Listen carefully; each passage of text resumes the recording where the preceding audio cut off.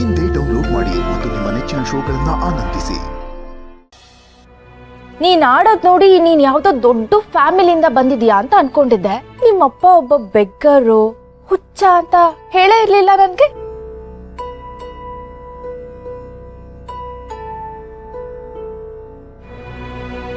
ನನ್ ಮಾಯನ್ ಮೇಲೆ ಕೂಗಾಡ್ಬೋದು, ಕೋಪದಲ್ಲಿ ಹೊಡಿಲೂಬಹುದು. ಯಾರಿಗೆಷ್ಟೇ ಬೈದು ಸಮಾಧಾನ ಮಾಡ್ಕೊಂಡ್ರು ನನ್ನಪ್ಪ ಮತ್ತೆ ಮೊದ್ಲಿನಪ್ಪ ಆಗಲ್ಲ. ಅದಂತೂ ಸತ್ಯ. ನಾನು ಅರ್ಗಿಸ್ಕೋಬೇಕಾಗಿರೋ ಸತ್ಯ ಅದು.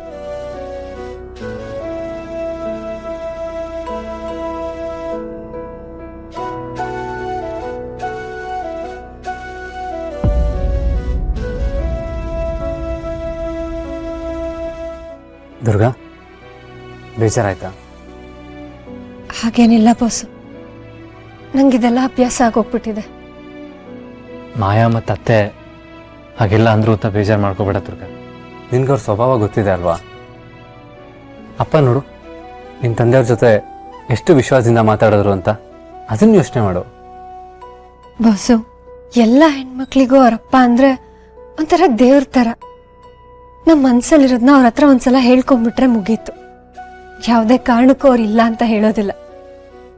ಅವ್ರಿಗೆಷ್ಟೇ ಕಷ್ಟ ಆದ್ರೂ ಅದನ್ನ ತೋರಿಸ್ಕೊಳ್ದೆ ಎಲ್ಲದನ್ನು ಈಡೇರ್ಸಕ್ ಪ್ರಯತ್ನ ಪಡ್ತಾರೆ. ನಮ್ಮಪ್ಪನೂ ಅಷ್ಟೆ, ಹಾಗೆ ಇದ್ದಿದ್ದು. ನೀವೀಗ ಪುಟ್ ಮೇಡಮ್ನ ಎಷ್ಟು ಪ್ರೀತಿ ಮಾಡ್ತೀರಲ್ವಾ? ನಮ್ಮಪ್ಪನೂ ನಮ್ಮನ್ನ ಅಷ್ಟೇ ಪ್ರೀತಿ ಮಾಡೋರು. ನಮ್ಮಪ್ಪ ಇರೋ ಕಡೆ ಕಣ್ಣೀರಿಗೆ ಜಾಗನೇ ಇರ್ತಿರ್ಲಿಲ್ಲ ಬಾಸು. ಎಲ್ರೂ ನಗ್ಸ್ಕೊಂಡಿರೋರು. ಅಮ್ಮನ್ನ ರೇಗಿಸ್ಕೊಂಡು ನಮ್ಮ ಜೊತೆ ಆಟ ಆಡ್ಕೊಂಡು ಎಷ್ಟು ಖುಷಿಯಾಗಿರೋರು ಗೊತ್ತಾ?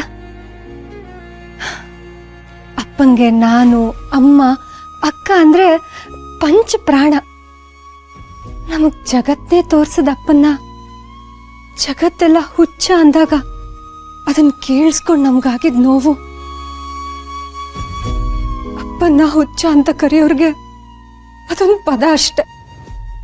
ಆದ್ರೆ ಆ ಕರ್ದಾಗ ನಮಗಾಗೋ ನೋವು ಪ್ರವಾಹ.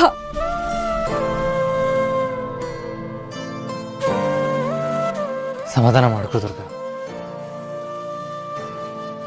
ಪರವಾಗಿಲ್ಲ ಬಾಸು, ನಾನು ಹೇಳಿದ್ನಲ್ಲ ಇದೆಲ್ಲ ನಂಗೆ ಅಭ್ಯಾಸ ಆಗೋಗಿದೆ ಅಂತ. ಬಾಸು, ನಮ್ಮ ಅಪ್ಪನ ಪರವಾಗಿ ನೀವು ನಿಂತಿದ್ಕೆ ನಾನು ನಿಮಗೆ ಎಷ್ಟು ಧನ್ಯವಾದ ಹೇಳಿದ್ರು ಸಾಲಲ್ಲ. ಧನ್ಯವಾದ ಬಾಸು. ದುರ್ಗಾ, ಧನ್ಯವಾದ ಅಂದ್ರೆ ಥ್ಯಾಂಕ್ಸ್. ಥ್ಯಾಂಕ್ಸ್ ಮತ್ತೆ ಸಾರಿ ಯಾವತ್ತೂ ಫ್ರೆಂಡ್ಶಿಪ್ಪಲ್ಲಿ ಬರಲ್ಲ. ಯಾವುದೋ ಸಿನಿಮಾ ಡೈಲಾಗ್ ಇದ್ದಾಗಿದೆ ಬಾಸು. ನನ್ನ ಮನಸ್ಫೂರ್ತಿಯಾಗಿ ಹೇಳ್ತಿದ್ದೀನಿ, ನಿಮಗೆ ನಾನು ಋಣಿ. ದುರ್ಗಾ, ನೀನು ನಮ್ಮ ಮನೆಯವ್ರಿಗೆಲ್ಲ ನೀನು ಎಷ್ಟೊಂದು ಮಾಡಿದ್ಯಾ, ಈಗಲೂ ಮಾಡ್ತಾನೆ ಇದೆಯಾ. ಈ ಮನೇಲಿ ಅಂಬಿಕಾ ಹೋದ್ಮೇಲೆ ಮತ್ತೆ ಈ ಮನೇಲಿ ನಗು ಬಂದಿದೆ ನಿನ್ನಿಂದ. ನನ್ನ ಕಡೆ ತಿರುಗೂ ನೋಡ್ತಾ ಇರಲಿಲ್ಲ. ಹಾಗಿರುವಾಗ ಅವಳು ನನ್ನ ಜೊತೆ ಮಾತಾಡೋ ಹಾಗೆ ಮಾಡಿದೆ ನೀನು. ಅಪ್ಪಂಗೂ ನಿನ್ನ ಮೇಲೆ ಏನೋ ಒಂಥರ ವಿಶ್ವಾಸ. ಶಾನ್ವಿಗೆ ನಿನ್ನ ಕಂಡ್ರೆ ಪ್ರೀತಿ.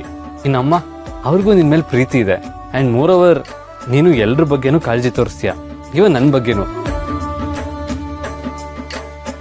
ನೀನು ನಮ್ಮ ಫ್ಯಾಮಿಲಿಯವ್ರಿಗೋಸ್ಕರ ನೀನು ಇಷ್ಟೆಲ್ಲ ಮಾಡಿರುವಾಗ ನಾನು ಹಾಗೆ ಇರಬೇಕಲ್ವಾ? ಸೊಸೆ ಆದವಳು ಅತ್ತೆ ಮಾವನ್ನ ಕೇರ್ ಮಾಡಬೇಕು, ಅವ್ರಿಗೆ ರೆಸ್ಪೆಕ್ಟ್ ಕೊಡಬೇಕು ಅಂತ ಹೇಳ್ತಾರೆ. ಆದರೆ ಗಂಡ ಆದವನು ಅವಳ ಹೆಂಡತಿ ಅಪ್ಪ ಅಮ್ಮನ ರೆಸ್ಪೆಕ್ಟ್ ಮಾಡಬೇಕು, ಅವ್ರ ಸೇವೆ ಮಾಡಬೇಕು ಅನ್ನೋ ಜವಾಬ್ದಾರಿ ಬಗ್ಗೆ ಯಾರು ಯಾಕೆ ಯೋಚನೆ ಮಾಡಲ್ಲ? ನಾನು ನೀನು ಗಂಡ ಹೆಂಡತಿ ಥರ ಇಲ್ಲದೆ ಇರಬಹುದು, ಆದರೆ ನಮ್ಮ ರೆಸ್ಪಾನ್ಸಿಬಿಲಿಟಿ ಬಗ್ಗೆ ನಮ್ಗೆ ಚೆನ್ನಾಗಿ ಗೊತ್ತಿದೆ ಅಲ್ವಾ? ನಾನು ಮಾತ್ರ ಹಾಗೆ ಸುಮ್ಮನಿರ್ತೀನಿ, ನೀನು ಮಾತ್ರ ಎಲ್ಲ ರೆಸ್ಪಾನ್ಸಿಬಿಲಿಟಿನೂ ಫುಲ್ಫಿಲ್ ಮಾಡಬೇಕು ಅಂದರೆ ಹೇಗಾಗುತ್ತೆ? ಅದಿಬ್ಬರ ಕಡೆಯಿಂದನೂ ಇರಬೇಕಲ್ವಾ?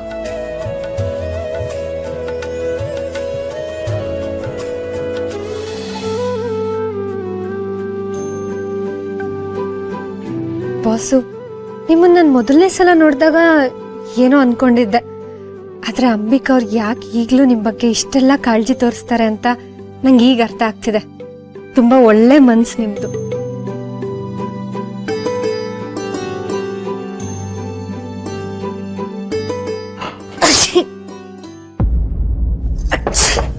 ಅಯ್ಯೋ ಮೇಡಮ್, ಕ್ಷಮಿಸಿ, ನಾನು ನಿಮ್ಮನ್ನು ನೋಡ್ಲಿಲ್ಲ. ಧೂಳ್ ತಾಕ್ತಾ? ಪರವಾಗಿಲ್ಲ ದುರ್ಗಾ, ಇಟ್ಸ್ ಓಕೆ. ಈ ಧೂಳು ಅನ್ನೋದೇ ಹಾಗೆ. ಅದು ನಮ್ಮಲ್ಲೇ ಇದ್ರೂ ಗೊತ್ತಾಗೋದಿಲ್ಲ. ನಮಗೆ ಗೊತ್ತಾಯ್ತು ಅನ್ನೋ ಅಷ್ಟರಲ್ಲಿ ಅದು ಹೀಗೆ ನಮ್ಮೊಳಗೆ ಹೋಗಿ ಛೀ ಹೀಗೆ ನಮಗೆ ತೊಂದರೆ ಕೊಡ್ತಾ ಆಚೆ ಬರುತ್ತೆ. ದುರ್ಗಾ, ಯಾಕಮ್ಮ ಇಷ್ಟು ಸೀರಿಯಸ್ ಆಗಿದೆಯಾ? ತಮಾಷೆ ಮಾಡಿದೆ ಅಷ್ಟೇ. ಇವತ್ತು ಮನೇಲಿ ನಡೆದಿರೋ ವಿಷಯಕ್ಕೆ ನಿನಗೆ ನೋವಾಗಿರುತ್ತೆ. ನಿನ್ನ ಮನಸ್ಸನ್ನ ಹಗುರ ಮಾಡೋಣ ಅಂತ ನಾನು ಹೀಗೆ ಹೇಳಿದೆ ಅಷ್ಟೇ. ಆ ರೀತಿ ನಡಿಬಾರ್ದಾಗಿತ್ತು.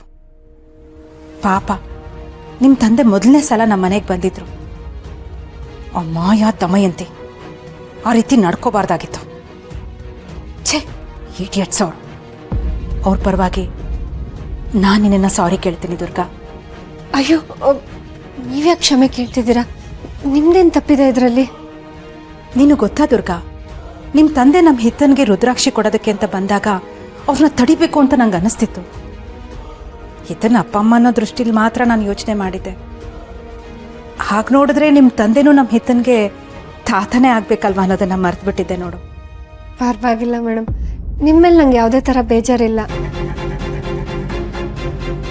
ದುರ್ಗಾ, ಈ ಹಿಂದೆ ನೀನು ನಿಮ್ಮ ತಂದೆ ಬಗ್ಗೆ ನನ್ನ ಹತ್ರ ಮಾತಾಡಿದ್ದೆ. ಆದರೆ ಅವರು ಎಂಥ ಸ್ಥಿತಿಲಿರ್ತಾರೆ ಅಂತ ನಾನು ಖಂಡಿತವಾಗ್ಲೂ ಯೋಚಿಸಿರ್ಲಿಲ್ಲ. ಆದರೂ ಅವ್ರನ್ನ ನೋಡ್ತಾ ಇದ್ರೆ ಅವ್ರಿಗೇನೋ ಒಂಥರ ಶಕ್ತಿ ಇದೆ ಅಂತ ಅನ್ಸುತ್ತೆ ದುರ್ಗಾ. ಶಕ್ತಿನ? ಏನು ಹೇಳ್ತಿದ್ದೀರಾ ಮೇಡಮ್? ಶಕ್ತಿ, ಆಧ್ಯಾತ್ಮಿಕ ಶಕ್ತಿ. ಅವರಷ್ಟಕ್ಕೆ ಅವರೇ ಏನೇನೋ ಮಾತಾಡ್ಕೊಳ್ತಿರ್ತಾರೆ. ಅಲ್ಲದೆ ಅವ್ರು ಮಾತಾಡೋ ಪ್ರತಿಯೊಂದು ಪದದಲ್ಲೂ ಏನೋ ಒಂದು ಅರ್ಥ ಇರುತ್ತೆ ಅಂತ ನನಗನ್ಸುತ್ತೆ. ಅಲ್ಲದೆ ಆ ರುದ್ರಾಕ್ಷಿನ ಅವರು ಏನೋ ನನಗೆ ಗೊತ್ತಿಲ್ಲ ಮೇಡಮ್. ಅವರು ಮುಂದೇನಾಗುತ್ತೆ ಅದೆಲ್ಲ ಹೇಳ್ತಾರೆ ಅಂತ ಎಷ್ಟೊಂದು ಜನ ಹೇಳ್ತಾರೆ. ಆದರೆ ನನಗದೆಲ್ಲ ಅರ್ಥನೇ ಆಗೋದಿಲ್ಲ. ಹೇಳಬೇಕಂದ್ರೆ ಅವ್ರು ಮಾತಾಡೋ ಎಷ್ಟೋ ಮಾತುಗಳು ನನಗೆ ಅರ್ಥ ಆಗಲ್ಲ. ಏನು ಹೇಳ್ತಾ ಇದೆಯಾ ದುರ್ಗಾ? ನಿಮ್ಮ ತಂದೆ ಮಾತಾಡೋದು ನಿನಗೆ ಅರ್ಥ ಆಗೋದಿಲ್ವಾ? ಅದು ಅವರು ಗಂಭೀರವಾಗಿ ಹೇಳ್ತಾರೋ ಅಥವಾ ಸುಮ್ಮನೆ ಏನೋ ಮಾತಾಡ್ತಾರೋ ಒಂದು ಗೊತ್ತಾಗಲ್ಲ ಮೇಡಮ್. ಅಂದರೆ ಇವಳಿಗೆ ಶಂಭುಗೆ ಗೊತ್ತಿರೋ ವಿದ್ಯೆಗಳ ಬಗ್ಗೆ ಏನೂ ಗೊತ್ತಿಲ್ಲ ಅಂತ ಆಯಿತು. ದುರ್ಗಾ, ನಿಮ್ಮ ತಂದೆ ನಮ್ಮ ಹಿತ್ತಂಗೆ ರುದ್ರಾಕ್ಷಿ ಕೊಡುವಾಗ ಏನೋ ಮಂತ್ರಿಸಿ ಕೊಟ್ರು.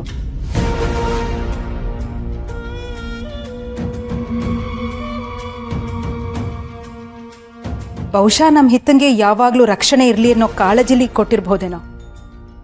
ಹಾಗೆ ನೋಡಿದ್ರೆ ಅವ್ರ ಮಗಳಾಗಿರೋ ನೀನು ಇದನ್ನ ಯಾವತ್ತೋ ಒಂದು ರುದ್ರಾಕ್ಷಿನ ಮಂತ್ರಿಸಿ ಕೊಡ್ಬೋದಾಗಿತ್ತಲ್ವಾ? ಅಯ್ಯೋ ಮೇಡಮ್, ನಾನಾ? ನಿಮಗೆ ಗೊತ್ತಿಲ್ಲ ಅನ್ಸುತ್ತೆ. ಈ ಮಂತ್ರ ತಂತ್ರ ಎಲ್ಲ ನನಗೆ ಆಗ್ಬರಲ್ಲ ಮೇಡಮ್. ಅದು ಬೇರೆ ಆ ಪೂಜೆ ಮಾಡಿಸ್ಕೊಳ್ಳೋಳಿಂದನೂ ನಾನು ಸ್ವಲ್ಪ ದೂರನೇ. ನಮ್ಮಪ್ಪ ಅದು ಏನು ಮಂತ್ರ ಮಾಡ್ತಾರೋ, ಏನು ಮಂತ್ರ ಹೇಳ್ತಾರೋ, ಅದ್ರ ಸತ್ಯನೋ ಸುಳ್ಳೋ ನನಗೊಂದು ಗೊತ್ತಿಲ್ಲ ಮೇಡಮ್. ಅಂದರೆ ಇವಳಿಗೆ ಶಂಭು ವಿದ್ಯೆ ಏನೂ ಗೊತ್ತಿಲ್ಲ,